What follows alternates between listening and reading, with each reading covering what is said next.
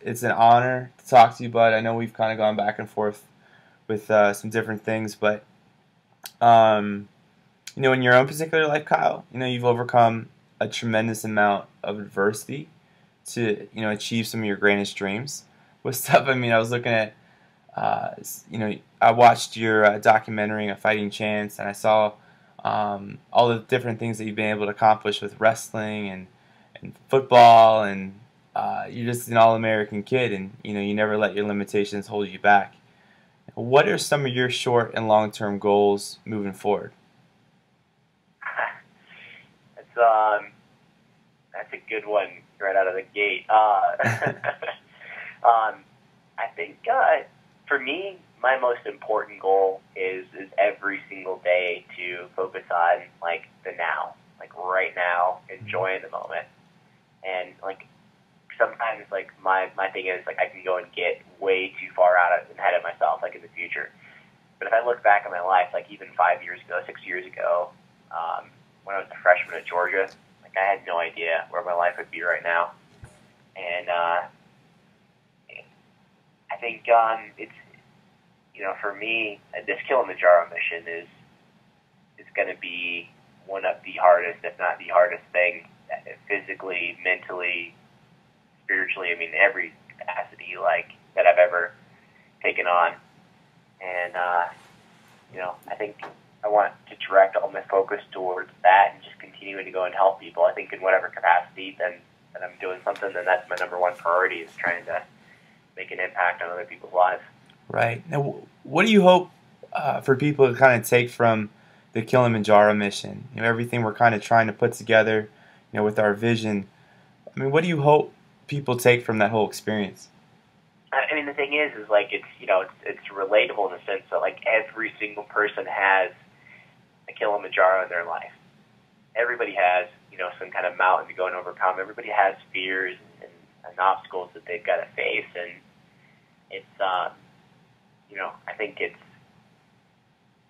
what my goal would be is just to go and take those limitations and show people that they can change the nature of those things. They don't have to be limited by by these fears that they have, and that's a powerful thing. I think in my life, the toughest adversities that I've faced don't have anything to do with like not having arms and legs. They're more internal things.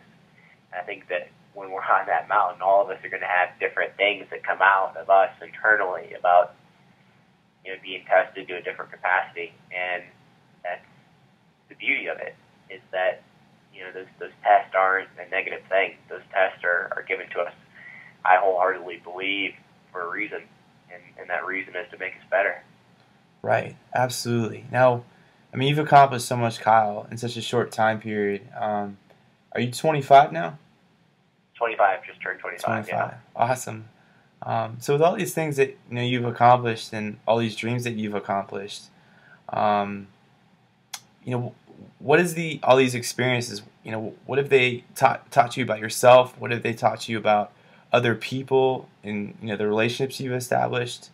What has it essentially taught you about life, as a whole? I've learned, I guess, that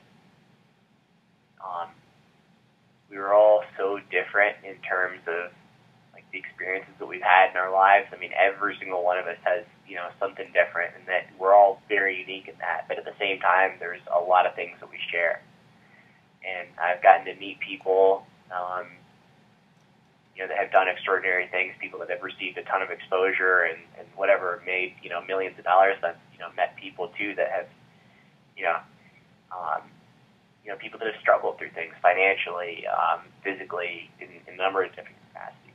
Maybe somebody that's dealing with obesity or whatever. And the thing is that we all have a very similar sort of plight. We all have a very similar struggle. And kind of one lesson that I've learned is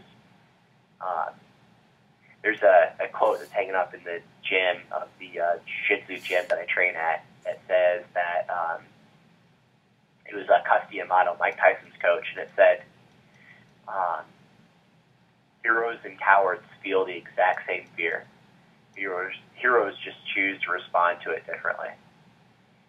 And that's the thing, is just understanding that. Like for the longest time, just because of being born the way that I was without arms and legs, like, and participating in sports and different things, like, I mean, it could be any number of things, starting a business, talking to a girl, I mean, all kinds of stuff. Like, I experienced a tremendous amount of fear.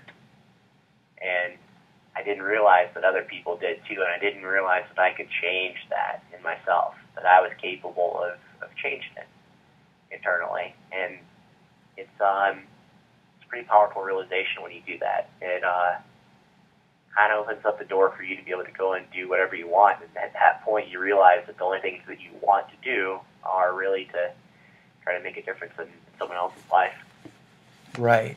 Now, as far as in your own particular life, Kyle, when you confront these fears, I mean, it's a real thing for all of us. And, fear sometimes can paralyze, the strongest individuals. Like in your own particular life, do you have any special practices or anything that really helps you to kind of overcome these obstacles, mentally and physically?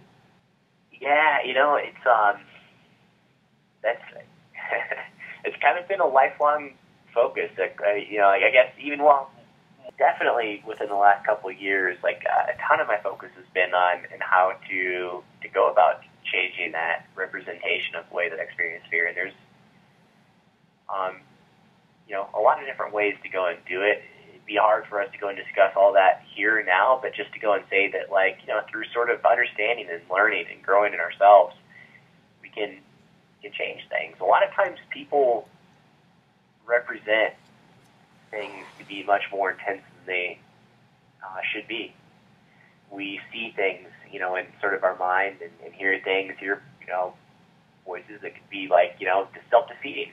That internal voice that says, you can't do something. Like, I just tell people to go and, play with that, question it.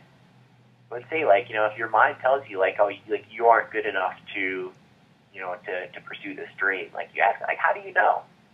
One thing that I've learned about fears, though, that's helped me is that fear comes from us, from internal. I mean, it's in our brain. And the deal is that our brain never works against us.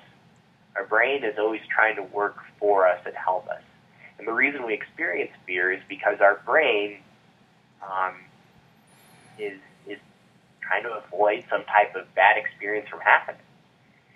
And we can change that by sort of changing the way that we look at the situation. We can and feel about it, and we can change it. Just to go and say, there's a better way to approach this. So it's knowing that when that fear comes up, it arises, that it's trying to protect me from something, and for me just to go inside internally and go and say, there's probably a better way to do this. There's a better way that doesn't involve this fear. And I understand that fear is there for a reason, and that, mind, you're trying to help me out here, but there's a better way. Right. And sometimes you just internally, you even ask that, ask yourself, what is that better way? And you can sometimes get that answer back. It sounds crazy, and they might come lock me up after this interview. But that's kind of the truth. Yeah. I mean, Kyle, I think, everyone's experiences are different in their life. And, was there a particular moment in your life where everything kind of clicked? Yeah.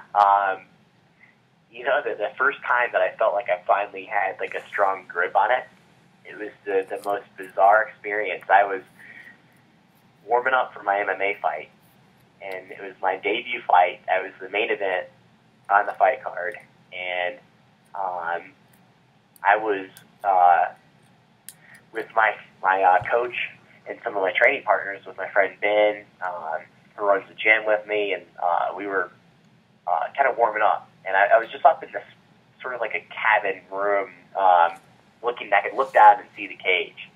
And I kind of thought beforehand, once the crowd would get riled up, I'd hear somebody get knocked out, and that would, make me scared.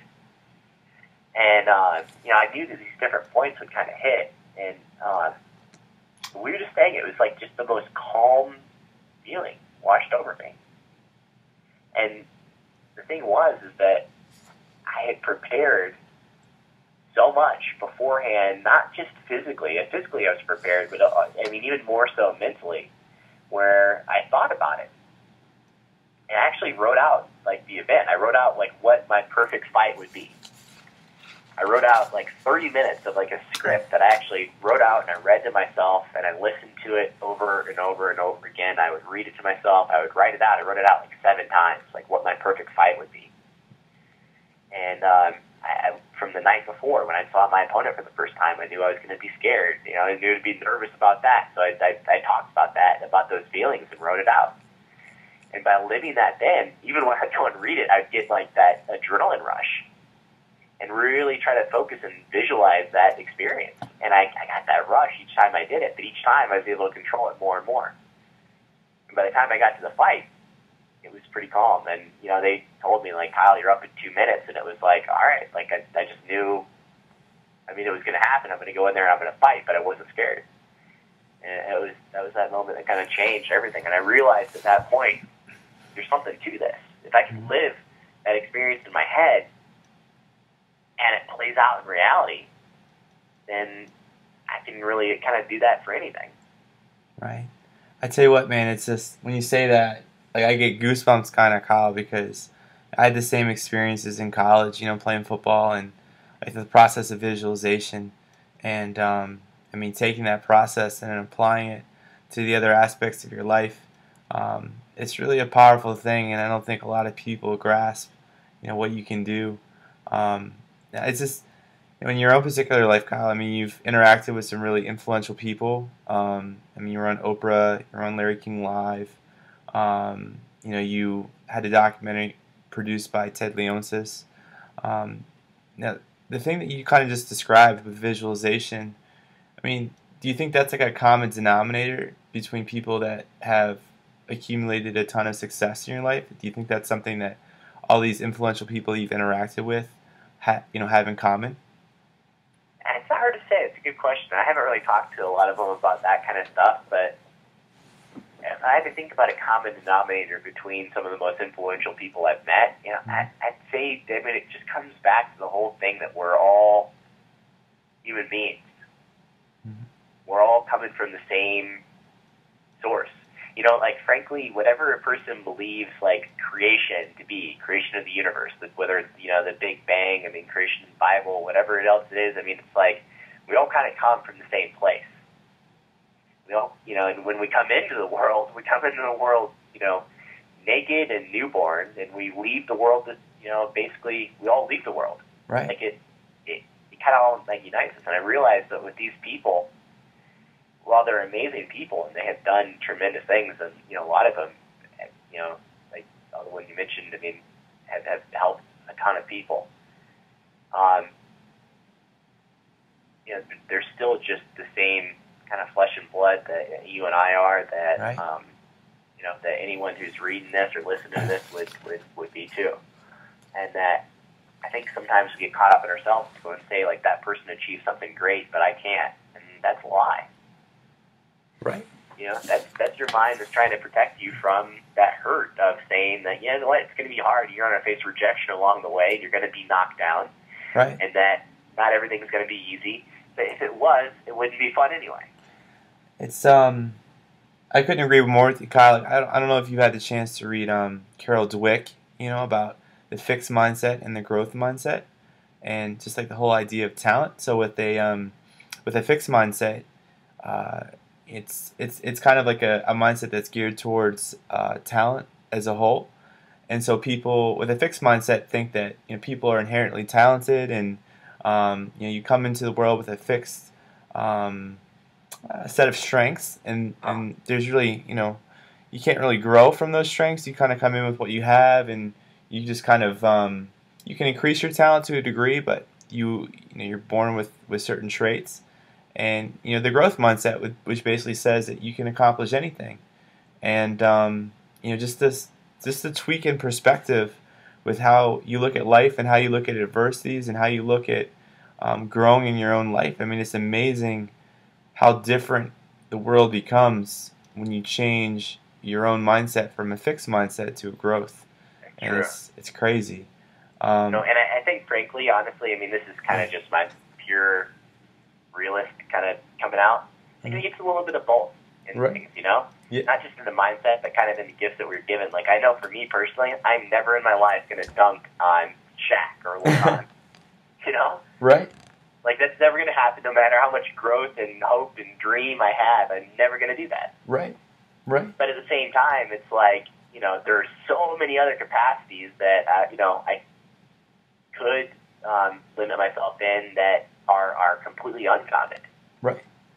And that's that growth mentality. I totally get that, where it's like, there's going to be things in your life that you can't change. Right. But that's something where you just got to go and accept it and move on. That the past is the past, and like move on for the future. Right. I mean, Kyle, what do you think are the most effective ways to, establish leadership in the country? I mean, do you think there's certain things that can be done in the traditional educational model with really reaching members of the younger generation? Yeah, you got to have leaders that live it. Right. Like, you got to have people that show people this stuff, that they are capable. Like, it sounds pretty simple, but I think that's the key, is that, we are all very impressionable. I mean, even being consciously aware of, like, advertising and what it can go and do to us. When we go and look at something, we see somebody cool smoking cigarettes, like, then you associate that. Like, if you see somebody cool, standing up and taking responsibility for their actions, then, like, you're going to go and probably do the same thing yourself when you're in that position. Right.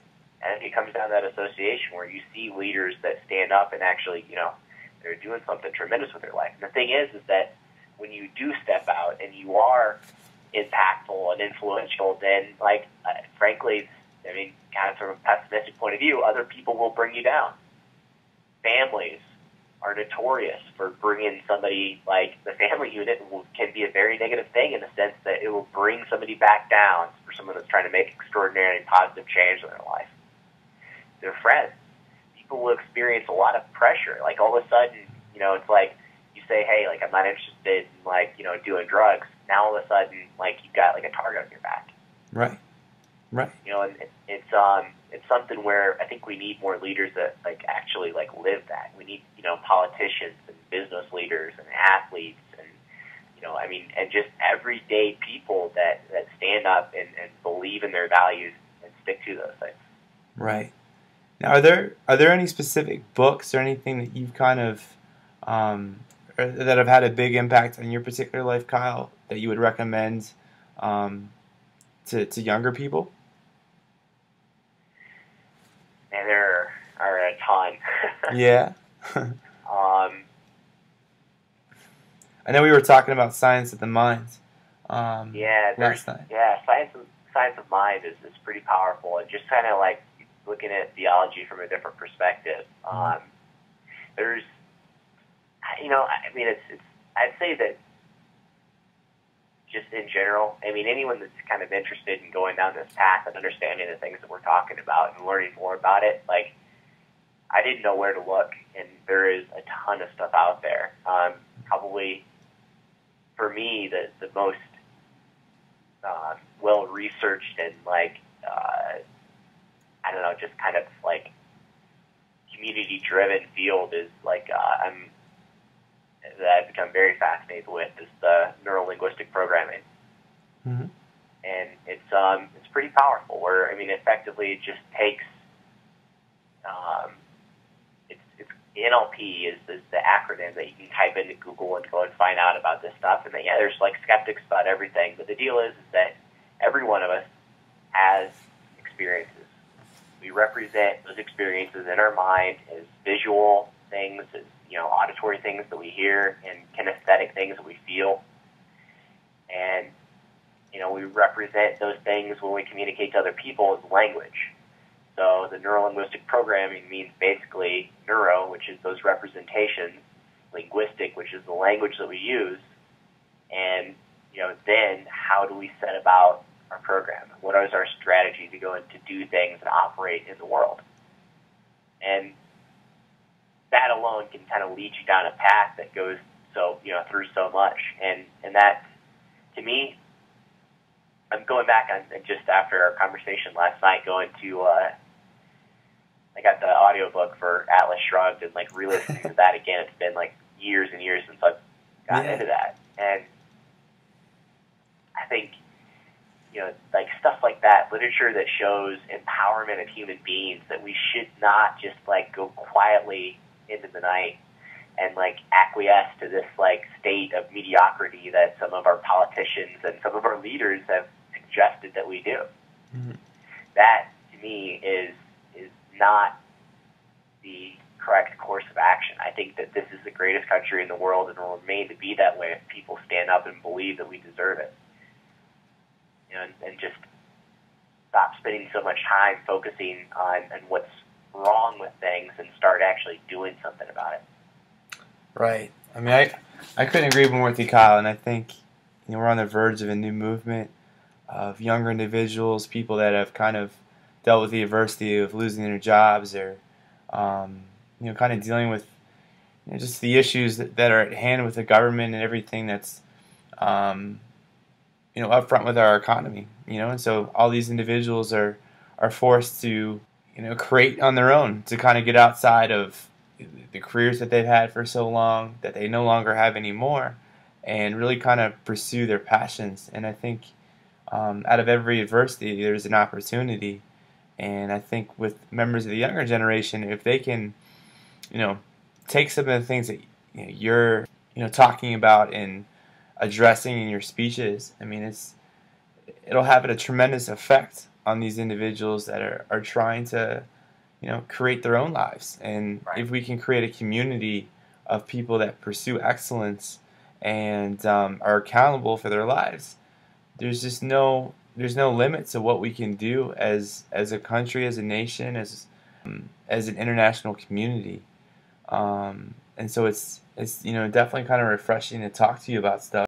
What do you think the most important lesson is to teach people that are growing up, people that are coming of age in this country? Wow, one thing I would say that probably perhaps the most important thing that I've ever discovered in my own life is that no matter what happens externally, I mean, something could be the hardest adversity to go through, that's kind of happening to us on the outside. And even when I refer to the outside, it could even mean like my body, like, the people around me, the relationships that I have, whatever else is happening that's outside of my internal state, like, it doesn't have to affect me and how I feel inside. That one goal that I have in my life is to really be the only one who's responsible for controlling how I feel. And by achieving that, the thing is that it sounds kind of self-centered, like, okay, like I'm just completely inward focused. Like, no, like the opposite is true.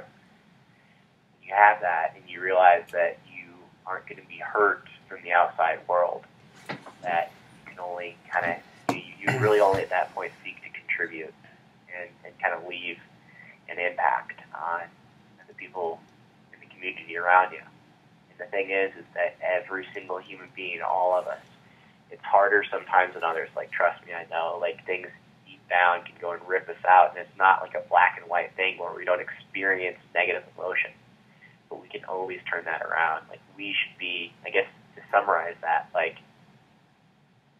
we should be the only ones responsible for our own happiness. Right.